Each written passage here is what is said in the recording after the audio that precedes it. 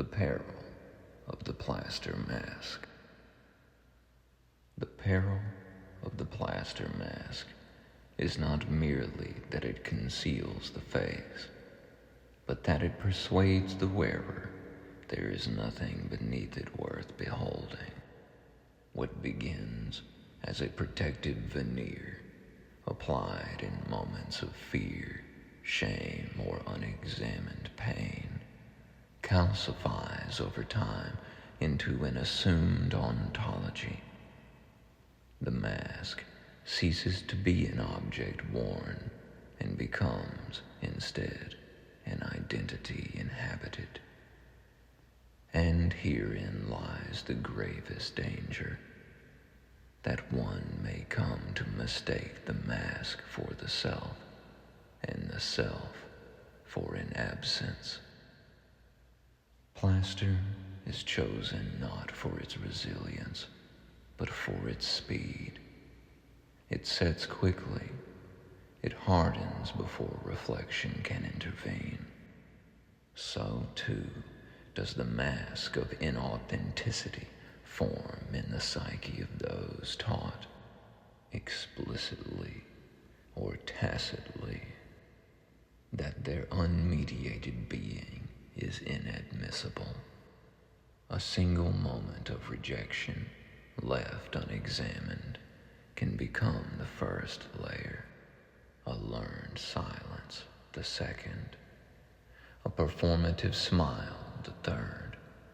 Soon, the contours of the original wound are no longer visible, and the wearer congratulates themselves on their composure, unaware that what they call stability is merely the absence of movement. Dishonesty rarely begins as malice. More often, it germinates in the soil of insufficient confidence, watered by fear and left unattended until it entwines itself around the faculties of perception. Lies told to others are almost always preceded by lies told inwardly. That one is not enough, that truth is dangerous, that vulnerability is a liability rather than a portal. Thus, the mask is not donned to deceive the world, but to survive it, or so the wearer believes. Yet pain, when left unexamined, does not dissipate. It metastasizes. It migrates from sensation into posture, from memory into temperament, from event into identity. What was once a wound becomes a worldview. What was once sorrow calcifies into resentment. What was once fear condenses into anger, and anger, when armored with righteousness, becomes one of the most socially permissible masks of all. Here, the peril deepens. For when pain crystallizes into identity, any invitation to heal is perceived as annihilation. To suggest that the wound is not the self feels, to the wearer, like an existential threat.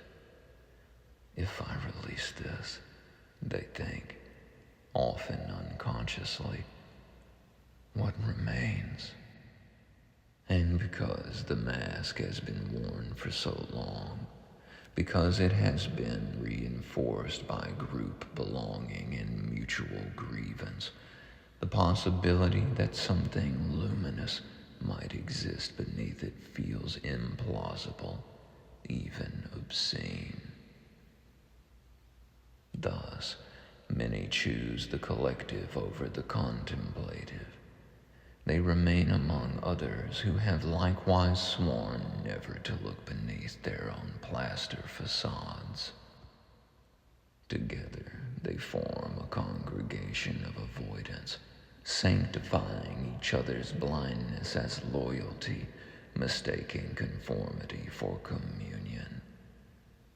In such assemblies, silence is praised as wisdom, numbness as strength, and unquestioned fear as moral clarity. And so, the interior grows dark, not because darkness is an entity, but because light has been systematically excluded. In that unlit interior, phantoms emerge. Unexamined memories distort themselves into imagined adversaries. Unfelt grief projects itself outward as suspicion. Unacknowledged fear masquerades as certainty. The mind, deprived of illumination, begins to populate the shadows with monstrosities of its own manufacture. And then comes the most consequential misapprehension of all, the belief that the darkness itself is evil. But darkness is not malevolent. Darkness is merely that which has not yet been understood. What humanity has so often labeled evil, more precisely, the distortion of the only creative force that has ever existed, thought infused with feeling, operating under ignorance, misguided, misdirected, and unexamined consciousness generates suffering, not because it is inherently corrupt, but because it has been denied clarity. Evil, then, is not a substance. It is a misalignment.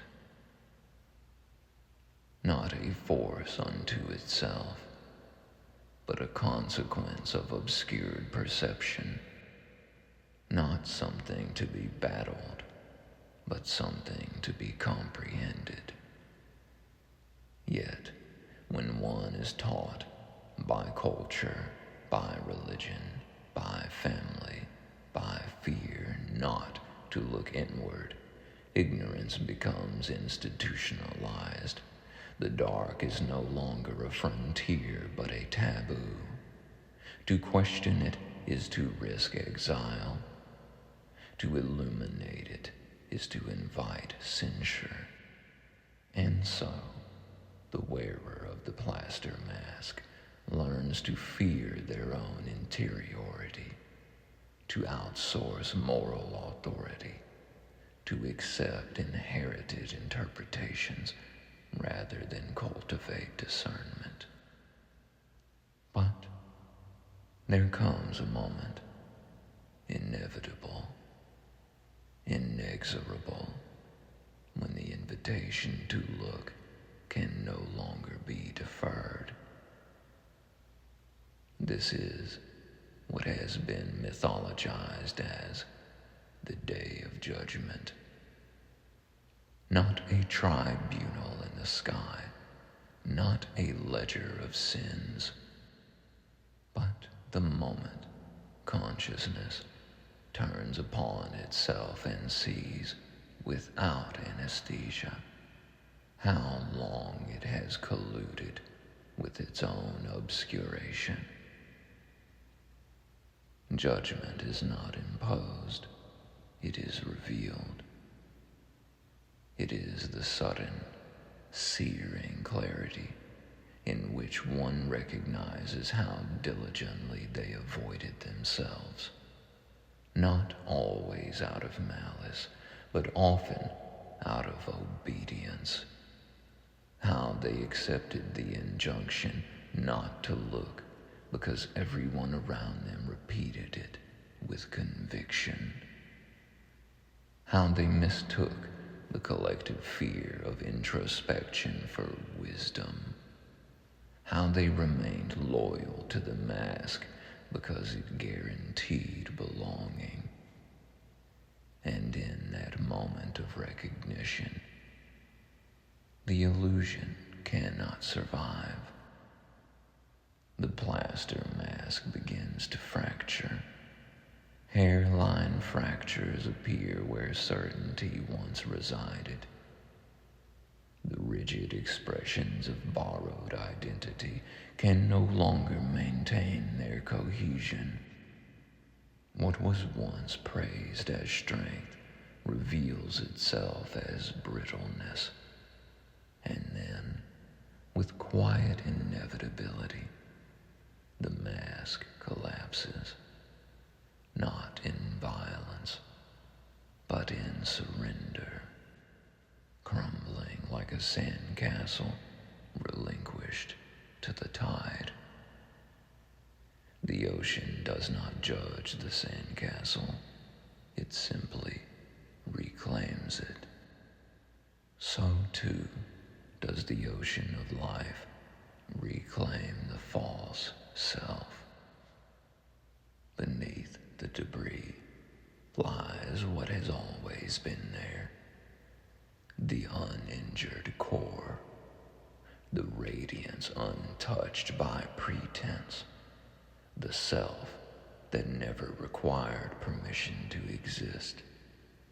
It does not accuse, it does not gloat, it simply waits, patient beyond measure, saying only,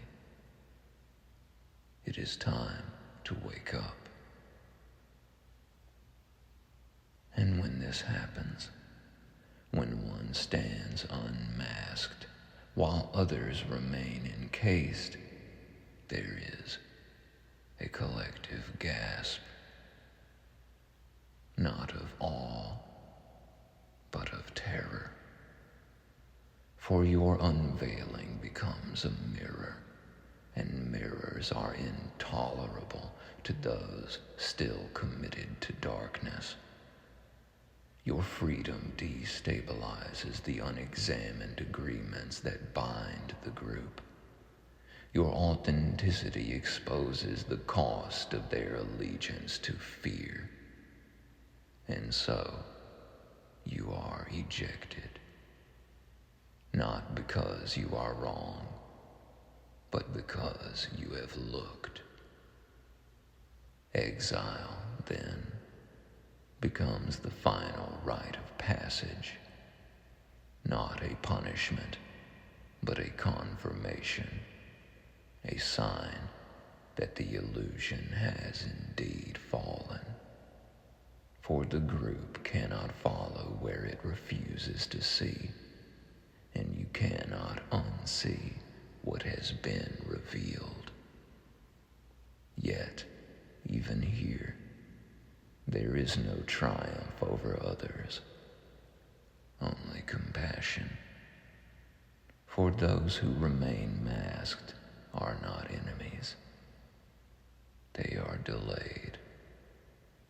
They are not evil. They are unlit. And their day of judgment will come, not as condemnation, but as invitation.